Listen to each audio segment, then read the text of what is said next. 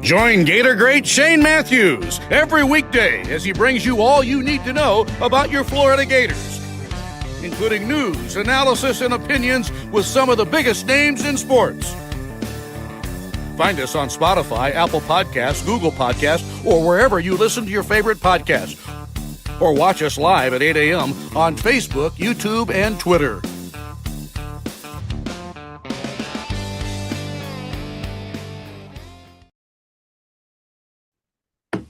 Good morning. It's a live edition of PodUp with Matthews in the morning from the International Diamond Center Studios, family owned and operated with the largest selection of natural diamond jewelry, the only diamond and jewelry partner of the mighty Florida Gators.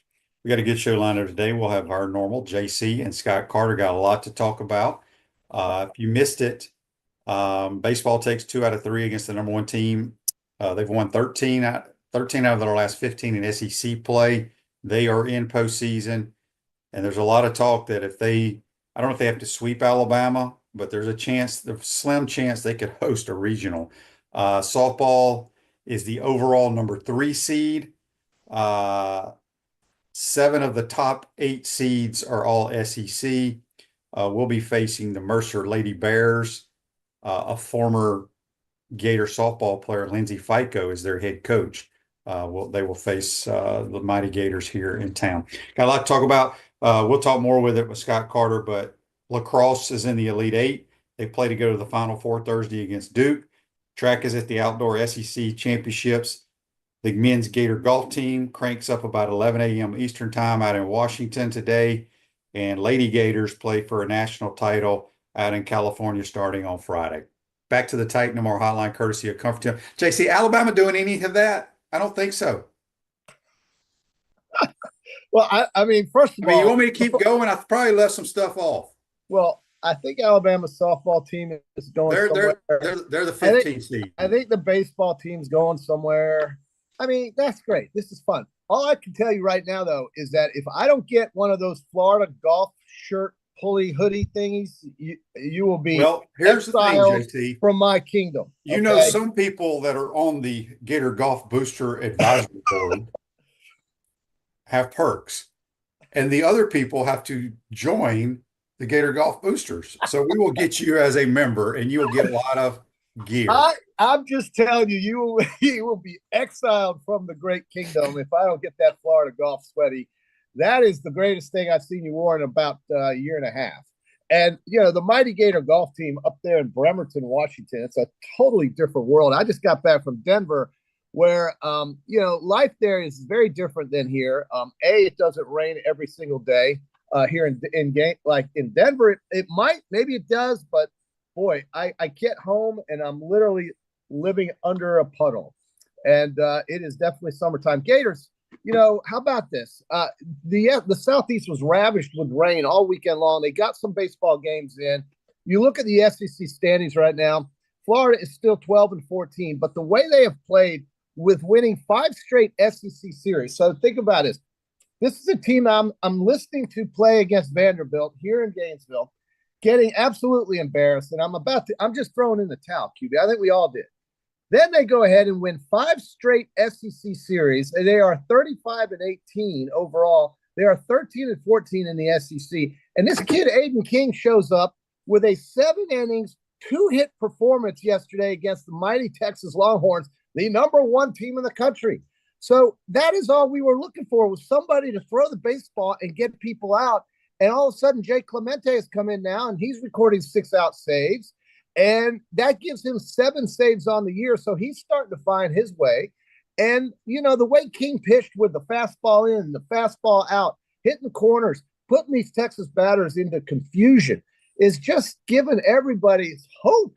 And now the fact that they could potentially host a regional, which was unheard of a month ago, is really something exciting. I had them number 2 in the Chapel Hill Regional, but hey, if they beat or sweep Alabama next weekend, maybe they're going to be the one. Now you're predicting where people are going to go in regionals? I mean, I just think that's a possibility. I read this stuff on X, you know. Yeah. That's where you get all your information these days.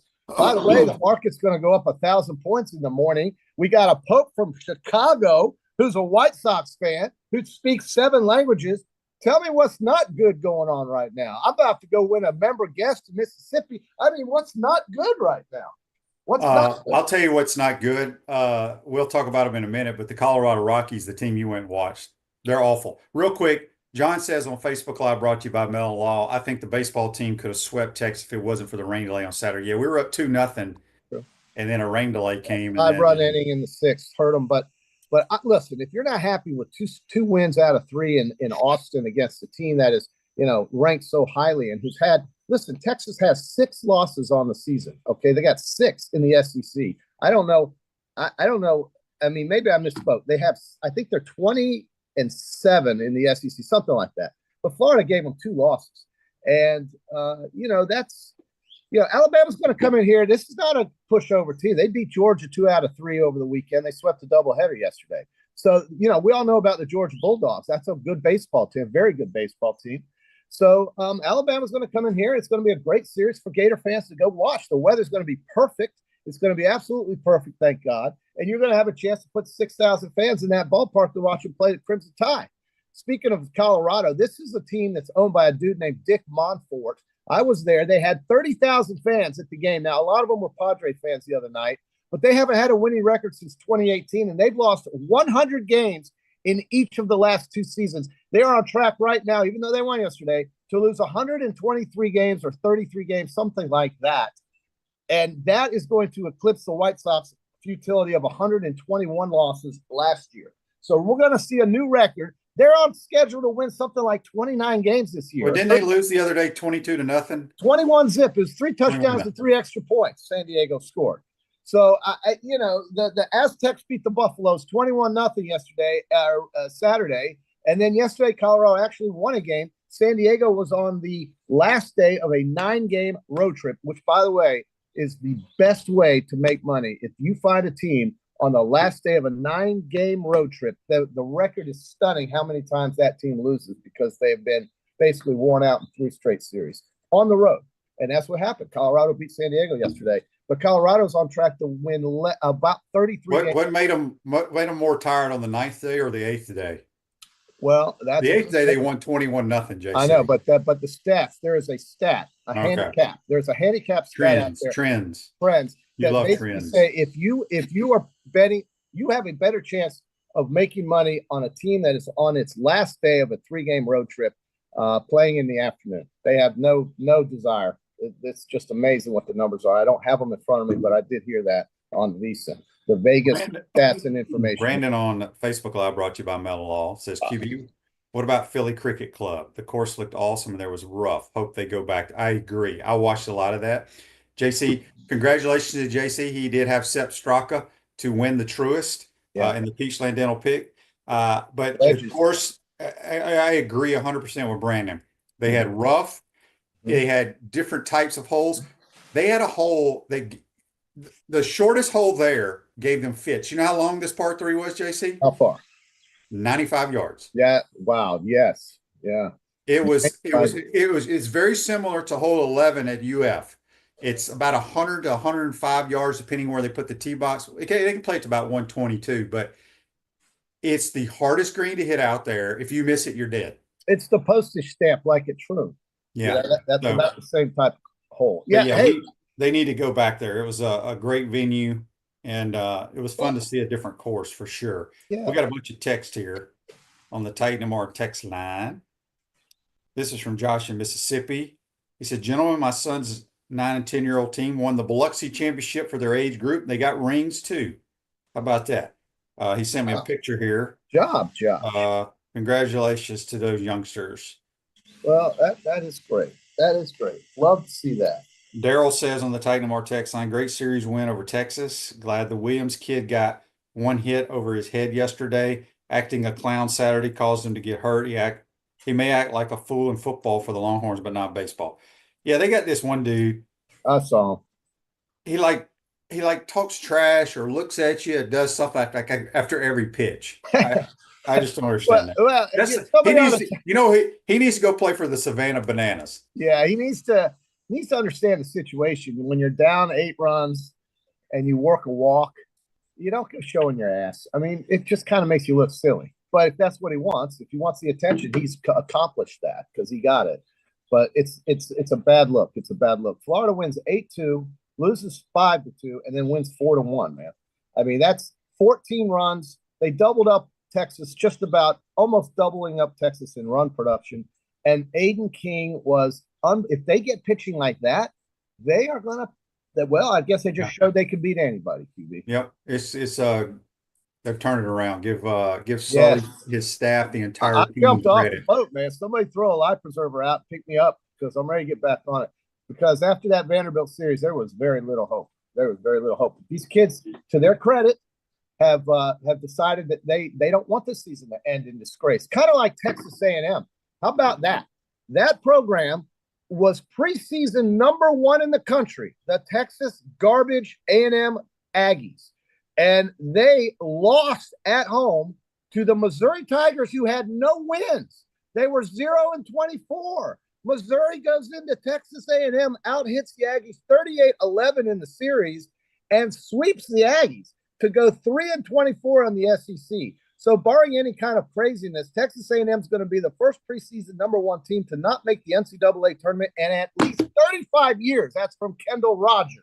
So you know it's true. So 35 years, we've never had a team like this, and Missouri goes in there and sweeps them. They did this, QB. They got this thing right here.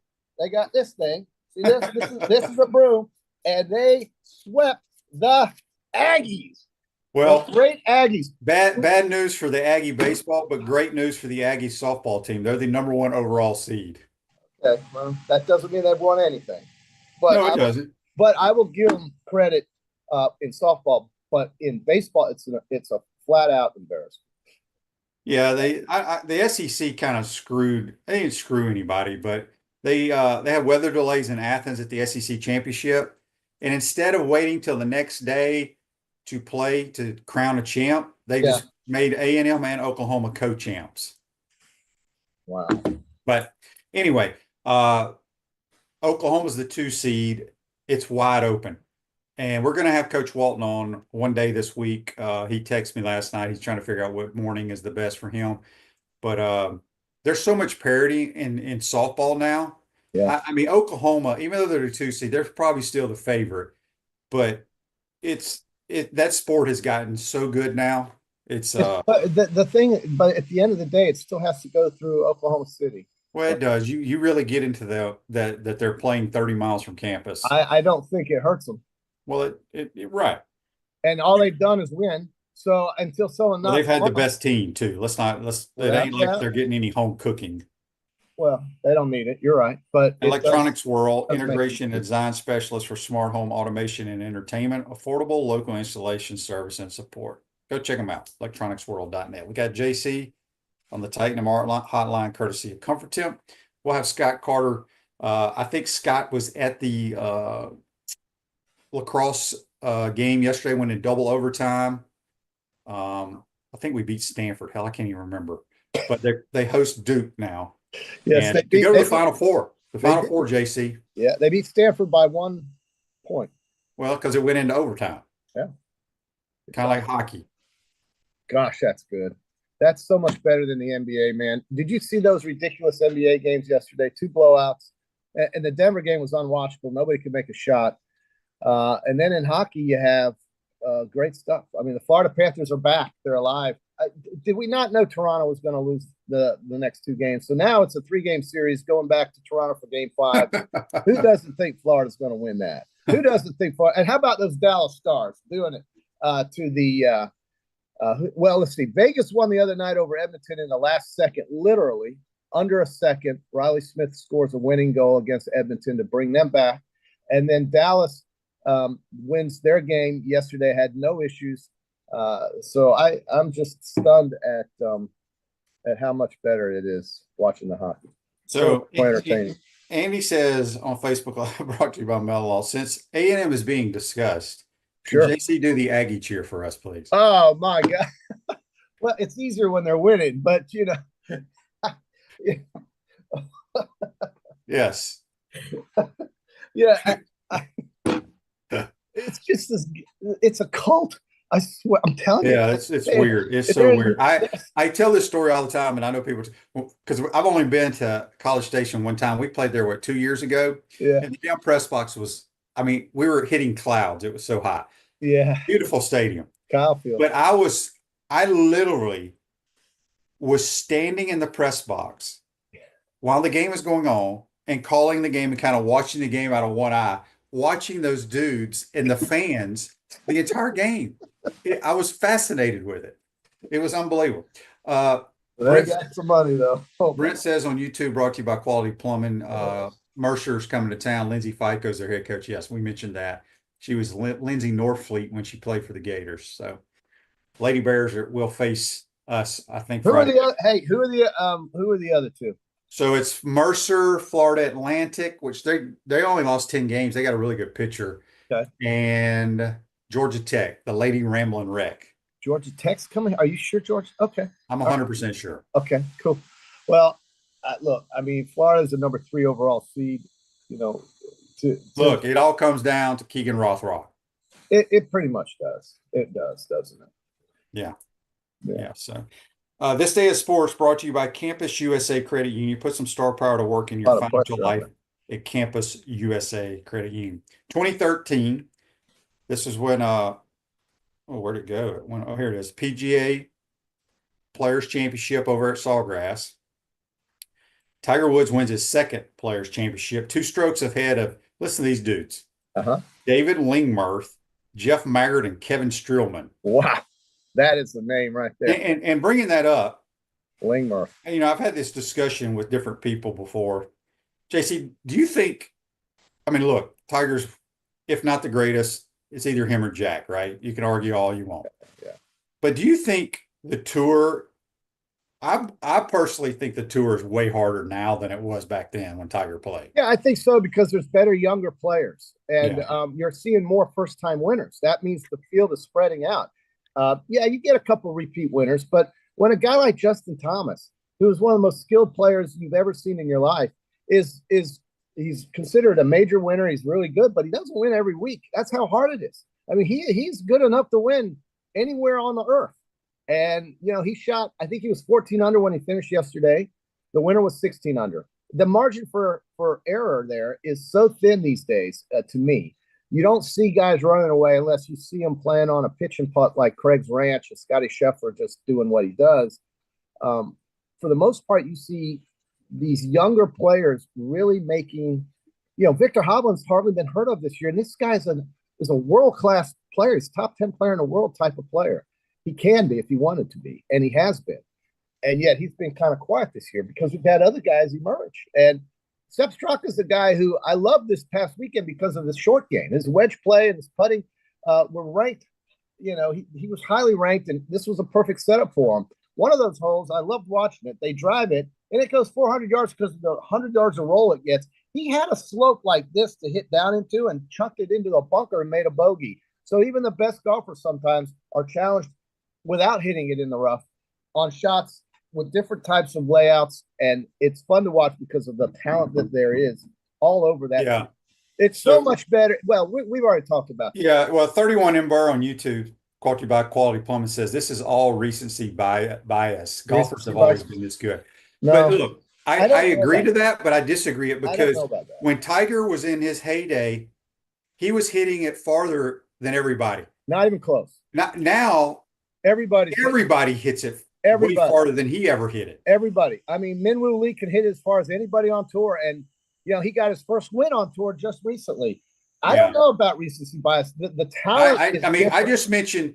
Put it this way, and like I said, you can argue this to the cows come home, but David Lingmerth and Jeff Maggart and Kevin Streelman not hitting it like these guys. Sorry. No, they didn't hit it like Tiger back then. Right, Ludwig Ober. There's not one guy on tour now that is short, other than I mean, even Jordan Spieth can get it out there almost 300. Yeah, he hits it well over 300 yards. Yeah, I mean, he doesn't have great club head speed and all that stuff, but it's when you watch what Justin Thomas, Rory McIlroy, Scotty Scheffler can do with a golf club. I don't think we saw that as often when Tiger was blowing everyone out. And I'm not diminishing anything Tiger's done. He's my hero. But the thing is that I think you see more players today able to take down courses than you did back then. I guess that's kind of what I'm saying. The scoring, and somebody could research this. The scoring, I think, is better. But I also think the courses are longer and the greens are somewhat slopier and faster nowadays. Yeah, they're way faster than they used to be. Yeah, and the courses, they're playing them 74, 7,500, 7,600. I'm not sure that was what Jeff Maggart played on. I don't think that is. You know, when Lucas Glover was young, he wasn't playing on courses like that. He actually is better now than he was back then. Lucas Glover's a better golfer today, statistically wise, and even wins wise, than he was 20 years ago. That's a fact. Just look at his numbers. Look at who he is.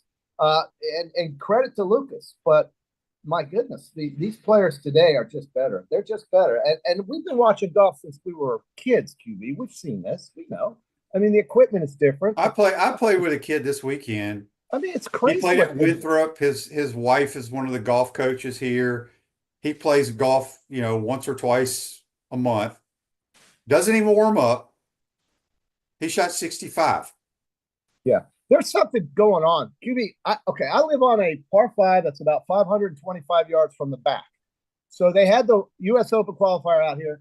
Kid hits at hybrid to about wherever, and then he's on in 2 with a simple little 5-iron. I mean, you did not see that in those. Well, they compress the golf ball different than we do. That's the point, isn't it? I mean, that's what we're saying. They're better. Yeah. They're better today, and they're getting good coaching, better coaching. They're just getting. Well, they're fit like you, JC. They're very fit. That's right. Midsection. All that swing, all that clubhead speed comes from the middle of your body and the bottom half of your body, and that's why little guys like Justin Thomas and Rory McIlroy, and they're not little, but they're not big. Rory McIlroy is about 5'9". Yeah, he's 170 pounds and hits it farther, and he's the best driver of the golf ball in the history of the game. Nobody will ever convince me differently. I mean, him and Scheffler, yeah. Yeah. All right. Text on the Titan Mark text line. Chris and Mayaka. I'm not a big golf fan, but could the players of today hit the ball this far with golf balls and clubs from 2030? Oh, okay. No, I agree. I agree the technology has changed the game. But what I'm saying is, it's like I argue with Buddy all the time on these shows when we talk golf, because Buddy just loves the superstars, right? Yeah. But there's so many good players that people don't know. The Jake Knapps of the world, the Jacob Bridgman, who was on the leaderboard yesterday. These dudes are ridiculously good. And Fuzzy Zeller won the Masters and then immediately went and drank 5 pitchers of beer. And the thing is, he may have had a pack of cigarettes and a pitcher of beer before he won the Masters on Sunday. That I don't know. But their hands back there were great. No question about it. But physically, there is no comparison to those generations and those era. Tom Weiskopf, a great golfer, one of the greatest of all time. But physically, these guys aren't what they are today. And I think that matters. There's no doubt in my mind it matters. If you're physically fitter and you're playing golf compared to those generations in the 70s and 80s, I don't think there's any question about it. And it's crazy how good they are, because like I said, I get a chance to play with guys who play college golf with the college golf team. And how big is Alejandro Tosti? He's a little guy. How far does that guy hit the golf ball? Yeah. You wouldn't see that back in the 80s. I mean, I was 20-something years old, 5'8", 140. I couldn't hit the ball like these guys are today. Yeah. And granted, I know the balls and clubs are different than they are today, but even if I had that equipment, I still don't think I would have been able to hit it the way they hit it, because of how much practice and accuracy they have with their swing playing and just the way they are able to get the club head speed through the swing play. To me, it's just, there's no doubt about it. Today's generation of golfers is much better than what we had, but that's not to diminish what we had. We played on courses that weren't raked. We played on courses that the greens looked like. It's so different than the basketball players. The football players are bigger, stronger, and faster nowadays too. So it's a good discussion. But I can tell you right now, I'm on your side. The way pro golfers compress the golf ball, it sounds different, and it just It's crazy how It good. flies. It flies different, my man. It's crazy. It's crazy. This text on the Titan More text line from Jimmy says, JC, did you go to the Nuggets game? I didn't make it to the Nuggets game, but boy, I had fun in downtown Denver after the Nuggets game. I did go to the Rockies game, and I had fun there. But listen, Denver's a cool place. A lot of young people there. It's a lot cleaner than it was even 4 or 5 years ago. And my friend Tim, who took me around, God bless you, Tim. You did a great job, and I love seeing you. We had a fun day. He watches our podcast religiously from the Rocky Mountains, and it's catching on, man. All these kids at the pizza truck that I bought 30 slices of pizza for are now watching our podcast. Why did you buy 30 slices of pizza? Because the kids were starving, and they were looking. Oh, you're feeding the homeless, JC? In a week, huh?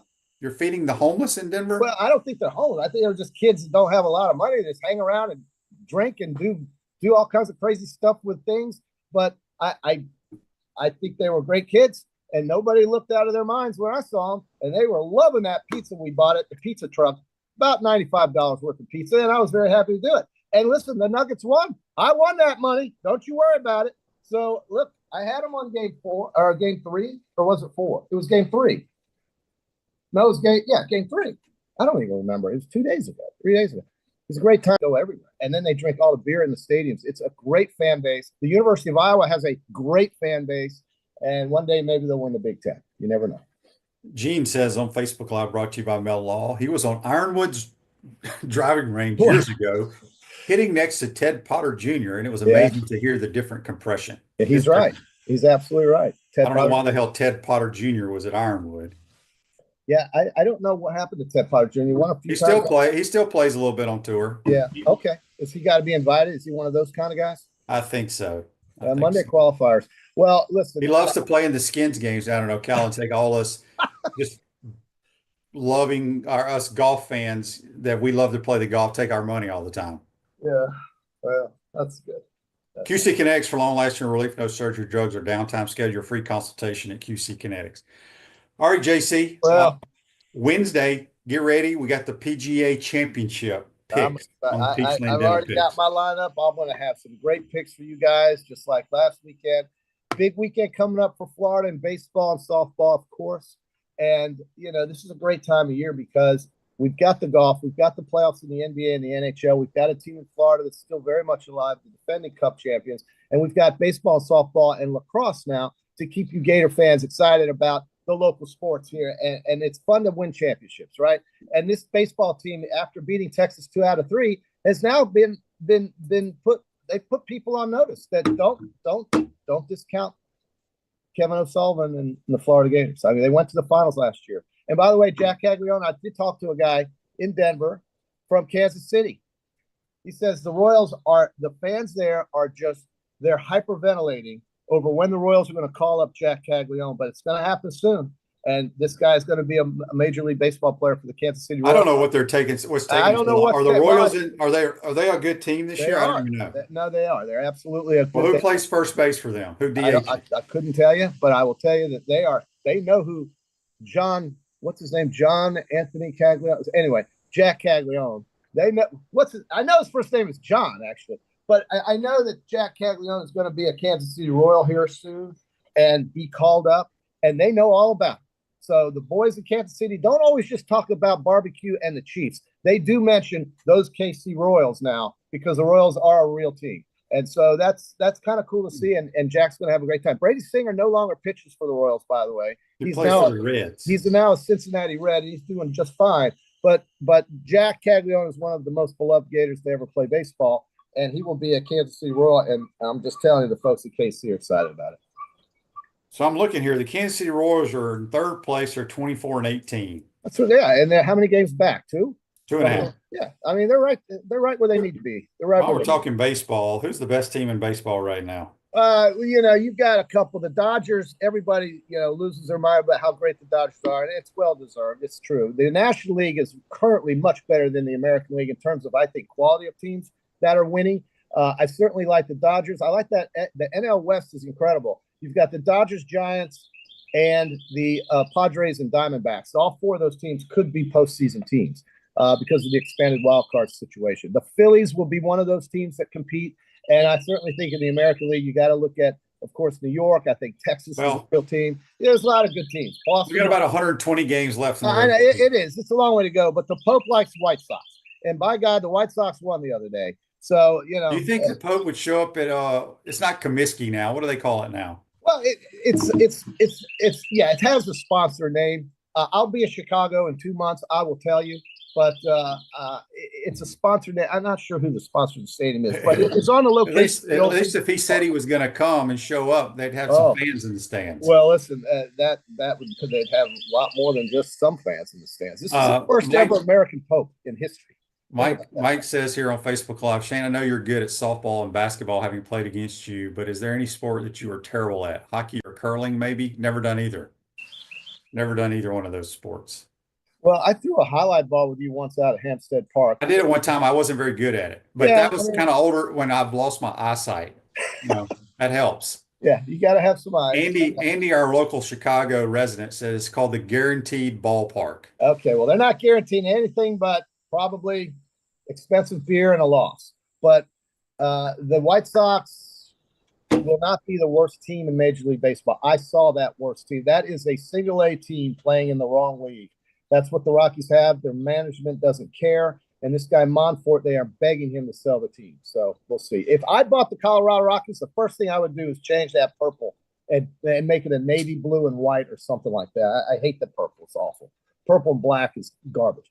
But the ballpark is fabulous. And the fans will go out there and watch baseball because they love being outdoors in Colorado and Denver. They had 30,000 fans. And granted, 10,000 of those fans were probably Padres fans. But it's a great venue to watch baseball. It's a great area to have fun, but they just stink. They're just not good.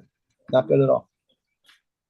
All right. Have a good day, JC. All right, brother. See you Wednesday. Go work out, get bigger, stronger, faster. That's JC Joyce on the Titan Number Hotline, courtesy of Comfort Temp. We'll take a quick timeout. We come back, we'll be joined by senior writer from FloridaGators.com, Scott Carter. You're watching and listening to PodUp with Matthews in the Morning from the International Diamond Center Studios. We'll be right back.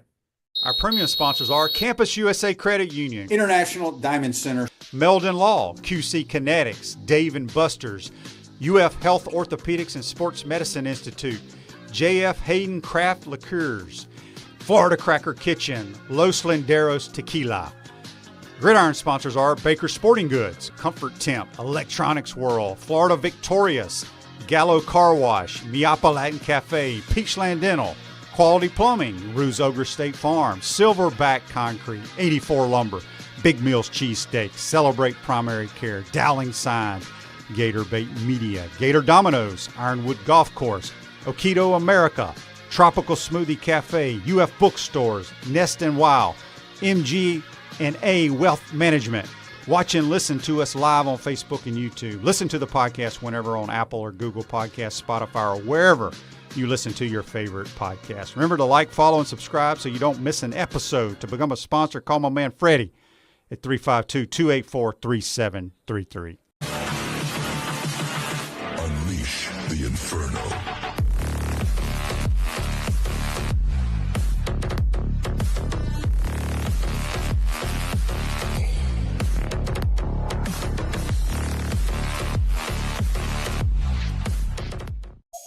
What's up, everyone? I'm Mike Pouncey, and this is my twin brother Marquise Pouncey, and this is Life After Football. Let's go.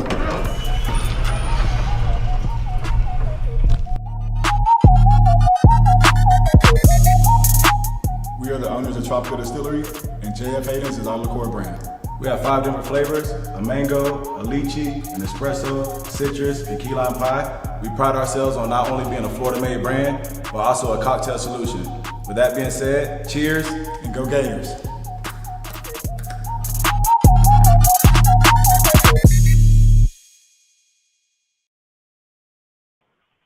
Welcome back to the International Diamond Center Studios. The Gallo Car Wash is locally owned by UF alum and the only car wash that provides NIL opportunities to Gator athletes. Join our membership and see why Gators hate love bugs. This guy hates love bugs. Scott Carter from FloridaGators.com. Join us on the Titan Tomorrow Hotline, courtesy of Comfort Temp. What's up, Scott? How you doing, bud?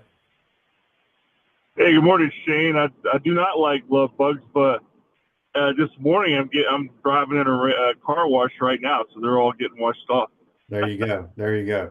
Scott, before we jump into baseball, I believe you were at lacrosse yesterday. Lady Gators are going to the Elite Eight. They'll be hosting, I believe, Thursday, the Duke Blue Devils here in Gainesville. What an exciting, wasn't it, double overtime victory? Yeah, double overtime. Two top teams playing in the Sweet 16, and it was really a back and forth match. I mean, either team could have had it. What kind of struck me was just they were so evenly matched. I mean, Florida has gotten this far with its offense. It's a really powerful offense. Stanford's more of a defensive team, but they collided there back and forth. And the Gators, I thought they were going to run away with it early in the fourth quarter with three goals from Caitlin Davies, but then Stanford showed their mettle and tied it, forced overtime, and then Davies finally got the game winner with about 1:35 left in the second overtime. And the Gators now get to host the NCAA quarterfinal game for the first time in 11 years, and if they win that, they'll be back in the Final Four. So, this is what they played for, and now they have the opportunity to cash in. But Duke's going to come in here and give them a tough game for sure. Yeah. You know what I've never understood? Obviously I wasn't there. I saw the highlights. And I know it's a rule, but I just don't understand the rule. After in women's lacrosse, after they score a goal, they have to drop their stick so the refs can check it or whatever. Why don't the refs just check every girl's stick before the game starts? That's a good question. I think it's something about sometimes during the course of a game, the netting can get looser than it's supposed to be. I think sometimes you'll see adjustments teams make during the game if they're concerned about that maybe becoming a factor. It cost the Gators big time back in 2012 in the Final Four when they scored the apparent go-ahead goal against Syracuse to win it, but the goal was taken away because of that rule that the stick got checked, and that's something that I didn't know much about until then. But after that, I kind of studied up and understood the rule more. But yeah, it's one of those quirks that if you don't follow lacrosse regularly, it's like, what is this? But it's definitely part of the game. Yeah. Text here on the Titan Mark text line, and I got a question about lacrosse as well. Kevin's question is, do you guys know if there's still an all sports trophy? I think there is. Usually Stanford wins it because they have way more sports than everybody else. I'll let you answer that. And then my next question is, do you think any of the other SEC teams are ever going to add women's lacrosse? Yeah, that's a good question. I mean, as far as the all sports trophy, that is still in existence. The Gators typically still finish in the top 5. I think they're right in the hunt again this year, especially with the men's basketball championship. I know that boosted their standings quite a bit. And if lacrosse or any of these other spring sports make a deep run, I would expect them to be again right at the top. As far as the other question, my mind drifted. What was the other? The second part of that question was about women's lacrosse in the SEC. Or you think anybody down the road adds it? I mean, Vanderbilt's had a team, obviously, and they played for a while in the same conference as the Gators back in the AAC, they called it. But, it's a sport that continues to grow. I just don't know if where college athletics are right now. Yeah. You're talking about sports being cut instead of being added. I saw over the weekend where the College of Grand Canyon just dropped their men's volleyball program unexpectedly. And you're seeing some other schools across the country drop sports. So, but yeah, I'm a little surprised that maybe maybe a South Carolina or Tennessee hasn't added it. But if they haven't added it by now, I don't know what the chances are, to be honest with you, because of just where college athletics are. Yeah, I would agree with that, because there's going to be more sports being cut than added in the future, especially with money being involved. All right, Scott, man, boy, Gator baseball has just turned it around. 13-2 out of the last 15 SEC games. It's just an amazing turnaround. Had a chance to sweep the Texas Longhorns, if not for the rain delay. but your thoughts from the series in Austin? Well, I mean, huge series win. You go out there and take 2 or 3 against the number 1 team. That's nothing but a positive for Florida. And, I've seen Kevin O'Sullivan. I've seen some of his great teams that you knew they were probably destined for Omaha from the start. And I've seen some times where he's had to tweak and keep pushing different buttons during the season, and they end up in Omaha like last year. This year's team, Shane, I mean, when you start 1-11 in the SEC and you're facing some injury problems like they did, I mean, you just don't really expect this kind of turnaround. So, I think you can make the argument that this might be Sully's best job of just managing a team and keeping it together, because a lot of teams, especially teams that, a mixture of young guys and guys who have been to Omaha, you start 1-11. I mean, it's easy for doubts to start creeping in there and this just isn't our year. We don't have what we need this year. But, Aiden Kings really stabilized the rotation behind Liam Peterson. I thought he pitched one of the best games ever for a Gators true freshman yesterday. They're getting some offensive production from the guys who have filled in, like Bobby Bozer's been great, the USF transfer. Ty Evans is finally starting to warm up. I mean, it's just a team that, they're playing their best ball at the time of year when you want to be playing your best. And now you come home, and I tweeted this last night. It's almost hard to believe, but if they somehow sweep Alabama in the regular season series finale next week at home, they're actually going to end up with a winning record in the conference and a really good shot at hosting a regional. But I certainly think they punched their ticket to the NCAA tournament with what they did at Texas, regardless of what happens next weekend against Alabama. Yeah, so you think we need to sweep Alabama to be any consideration of hosting, or could we just win the series? I mean, there's a chance where, their RPI is so strong that they could be – their RPI, if they win 2 or 3 even, I think they'll be a top 16 nationally in RPI. And it just comes down to the selection committee at that point. The SEC is going to be very loaded in this tournament. So, do they want to have all SEC teams host them, maybe then 1 or 2, or do the Gators, get in? If they sweep, they may erase that conversation and get a host. So it'll be interesting to see. I've seen them projected to Chapel Hill Regional. I've seen them going back to Clemson.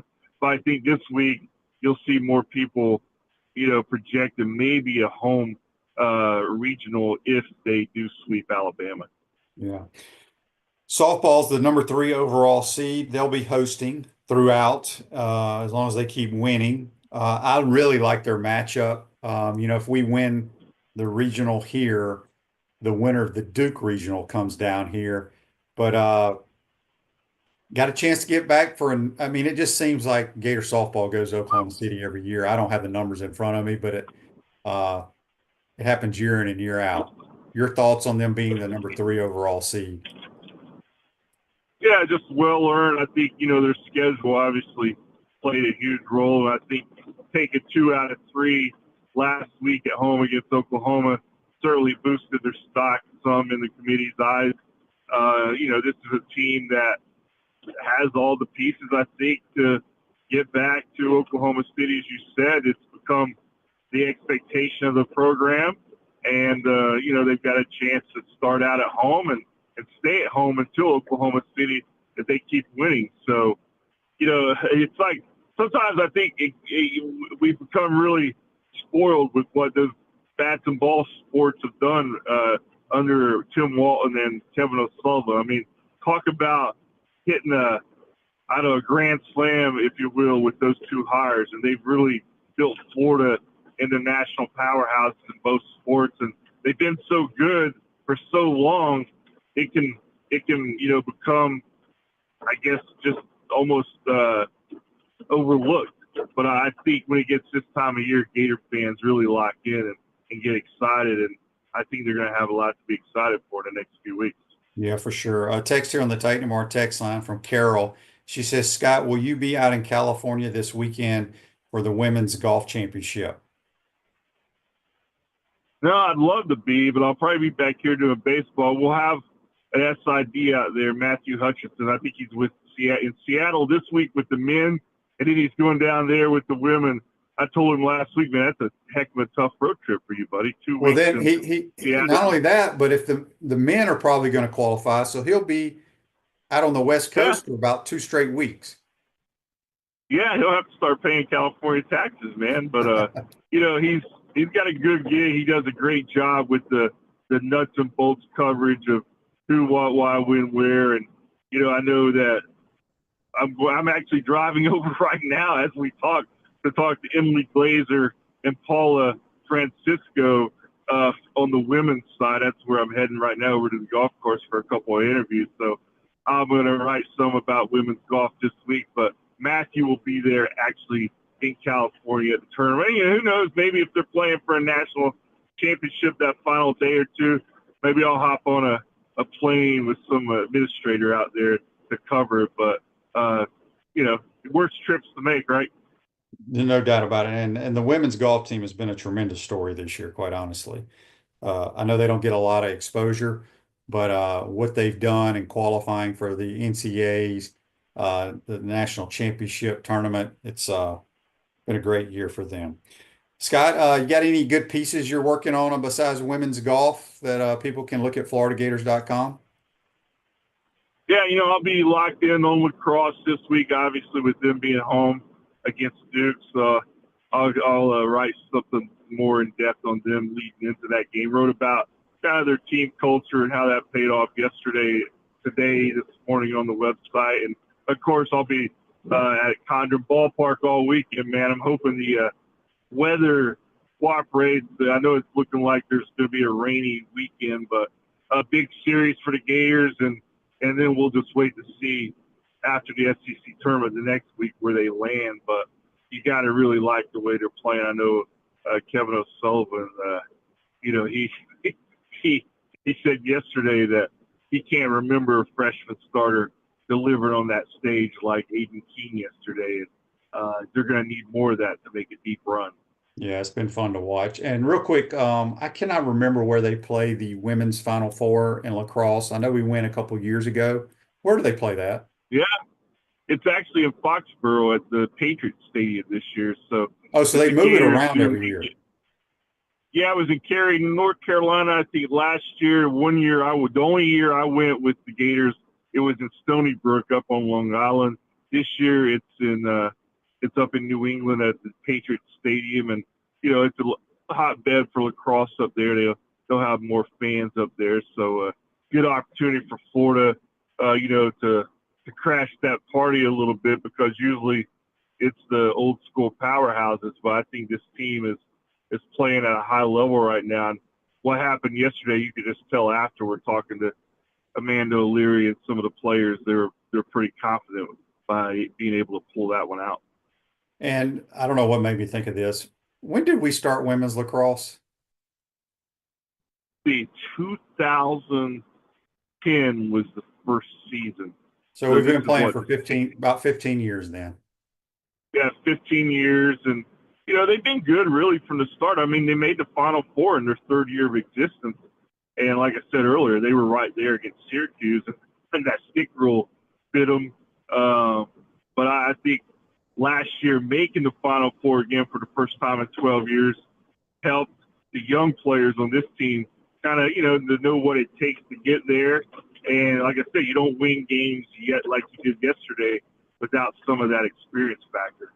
Yeah, and Andy had a question. I meant to ask you about this lacrosse. He wanted to know if there were any NIL opportunities for the women's lacrosse team.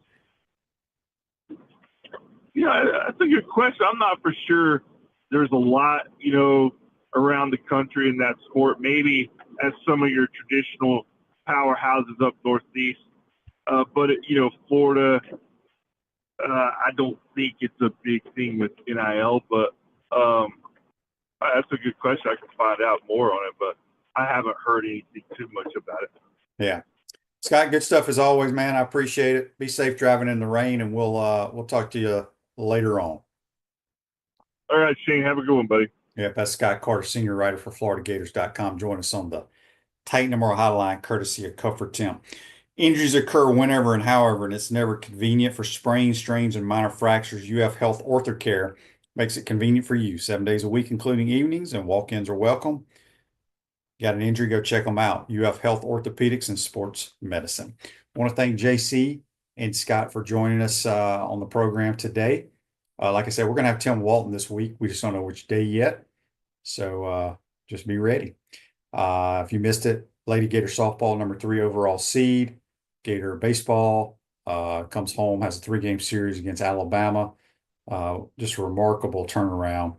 I was texting with Sully yesterday. He's fired up. So need to win that series and hopefully get a sweep, and you never know what might happen. Have a great day, folks. We'll see you tomorrow. Take care.